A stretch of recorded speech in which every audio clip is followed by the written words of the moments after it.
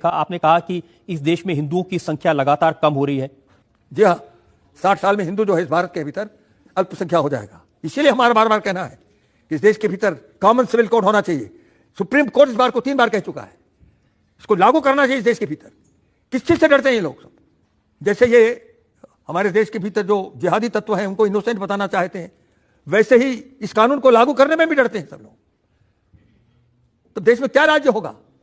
हमारे देश के भीतर अभी जब कुंभ का मेला हुआ है, सबसे बड़ी चर्चा का विषय यह था कि 50 वर्ष में हिंदू अल्पसंख्या हो जाएगा और इसलिए कॉमन सिविल कोड इस देश में आना ही चाहिए। ऐसी सरकार आनी चाहिए जो कॉमन सिविल कोड लगाएगी इस देश के भीतर। और 4 शादियां नहीं हो सकती, सबके लिए एक कानून देश में रहेगा, एक सिविल कोड रहेगा देश में, 2 सिविल कोड नहीं रह सकते।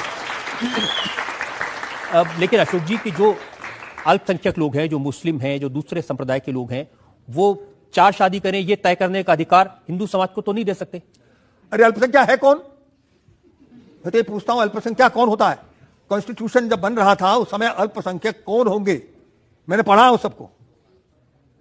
यूनाइटेड नेशन कहता है कि 1.5% अगर है तो वो अल्पसंख्या है।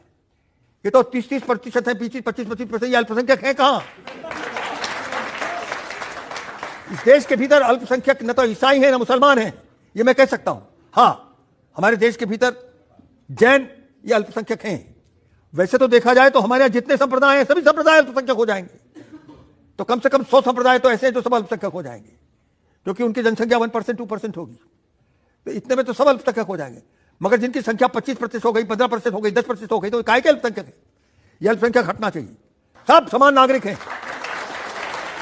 सब समान नागरिक हैं, किसी को कोई स्पेशल दर्जा नहीं।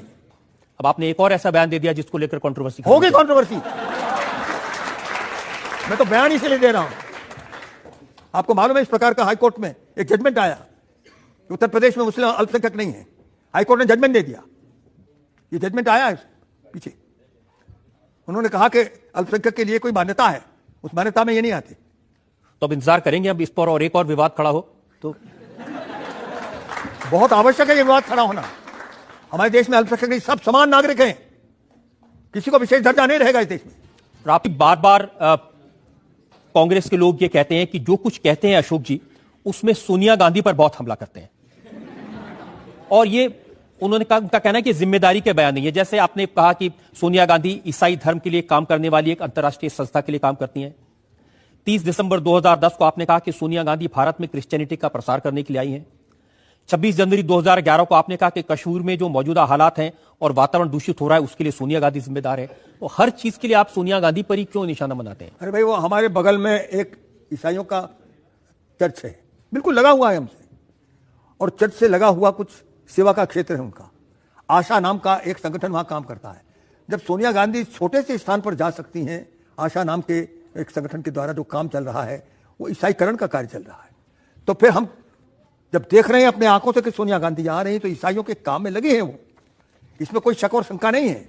देखिए, ऐसे सामने लक्ष्य यही है कि इस देश के भीतर हमें हिंदू धर्म को समाप्त करके ईसाई धर्म की यहां पर प्रस्थापना करनी है। इसके प्रमाण हमको जब दिखाई देते हैं तो हम बोलते हैं। कोई सबूत है आपके पास में? मैंने अभी आपको बताया कि वो ईसाई धर्म के काम में लगे, छोटे छोटे स्थानों पर जाती हैं ईसाइयों की। नहीं, छोटे स्थान पर जाना, धर्मस्थल पर जाना अलग बात है, लेकिन देखिए आपने कहा क्या, Sonia Gandhi is in India to spread Christianity, conversions from one region to another, and they have increase in last few years. पिछले कई सालों में कन्वर्जेंस बढ़ गए हैं सोनिया गांधी की वजह से। जी, बहुत बड़ी मात्रा में बढ़े हैं। और खास तौर से उनका सिलेक्शन क्या रहता है, अगर केरल में है तो वहां एक ईसाई आना चाहिए मुख्यमंत्री, और अगर आंध्र प्रदेश है तो एक ईसाई आना चाहिए मुख्यमंत्री, अगर छत्तीसगढ़ है तो वहां एक ईसाई आना चाहिए मुख्यमंत्री। उनको केवल ईसाई ही मुख्यमंत्री दिखाई देते हैं, ईसाई वहां पर उनके मंत्रालय में दिखाई देते हैं। किसी की पत्नी ईसाई है उसको बिठा लिया है, किसी के पति ईसाई हैं उनको मैं आपको कितने सारे उदाहरण दे सकता हूं। दिल्ली के मुख्यमंत्री शीला दीक्षित क्या कोई ईसाई है? नहीं, वो महाराष्ट्र के मुख्यमंत्री क्या कोई ईसाई है? ऐसा नहीं, ऐसा जनरल तो नहीं कह सकते ना उनके बारे में। अरे भाई, इतना बड़ा प्रदेश है, आपको कोई मिले नहीं थे। और आंध्र प्रदेश में मैं बता सकता हूं, आंध्र प्रदेश में जो पैसा रेड्डी थे वो क्रिश्चियन थे, लेकिन अब जो किरण कुमार रेड्डी हैं, अरे भाई देखिए, जो रेड्डी साहब आए थे उन्होंने पूरे कोस्टल रीजन के 20% लोगों को ईसाई बना लिया है। इसी काम के लिए लगा हुआ था। मैं सिर्फ कह रहा हूं क्या देखिए, अगर ये सब हो रहा है देश के भीतर, आंख मूंद लें क्या? हम क्या करें? हम हमारे संत आंख मूंद करने चल रहे हैं। ये संत इस देश के भीतर जो भी आज धर्मांतरण होगा, इन सबको वापस लाने का काम करेंगे, क्योंकि सब जो बनाए जा रहे हैं ये किसी और उद्देश्य से बनाए जा रहे हैं। हमारे देश का जो धार्मिक जीवन है, जो आध्यात्मिक जीवन है, उसको तो छू भी नहीं पाते। हमारे संत बड़े व्यथित है इस कारण से। अच्छा, आपने ये क्यों कहा कि श्रीमती गांधी को अपने पुत्र राहुल गांधी को समझाना चाहिए? उन्हें कब, कहां, क्यों, क्या बोलना है? ये तो आप किसी से भी पूछ सकते हैं। इसका जवाब मुझे देने की जरूरत नहीं है। आपने ये भी कहा कि अब राहुल गांधी अपरिपक्व हैं, संस्कारहीन हैं। इस परिवार के पीछे एकदम पड़े रहते हैं आप।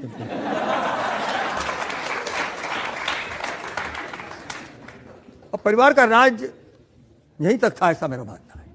हमारी डेमोक्रेसी है, प्रजातंत्र है, हमारे यहां पर कोई डायनेस्टी नहीं चलती। ये डायनेस्टी जो चल रही है, इससे प्रजातंत्र नहीं चल सकेगा इस देश के भीतर। इस डायनेस्टी को जाना चाहिए कि डायनेस्टी में ही लोग पैदा हो गए कि जो इस देश में राज कर सकते हैं। ये प्रतिभा हमारे देश में से खत्म हो गई क्या? और कोई विदेशी आकर के उसी के अंदर प्रतिभा रह गई कि जो इस देश में राज करेगा? जनता के चुने हुए प्रतिनिधि हैं, जनता ने वोट देके चुना है उनको। वही मेरा कहना है, डायनेस्टी नहीं चल सकती थी। इस देश के भीतर अगर डेमोक्रेसी चलनी है और प्रजातंत्र चलना है तो इस देश के भीतर प्रजातंत्र जैसा होता है वैसा चलेगा। डायनेस्टी, हमारे देश के भीतर ये परिवारवाद चल रहा है। आंखों से दिखाई दे रहा है कि नहीं दिखाई दे रहा है? परिवारवाद चल रहा है। मैं तो सिर्फ कह रहा हूं कि आप इतने कंट्रोवर्शियल स्टेटमेंट क्यों देते हैं? इतनी इसमें क्या कंट्रोवर्सी है? तो सत्य सत्य बातें हैं। इसमें कंट्रोवर्सी क्या है? एक डायनेस्टी काम कर रही है, वो डायनेस्टी में आप कह सकते हैं क्या सभी लोग इसी योग्य थे क्या?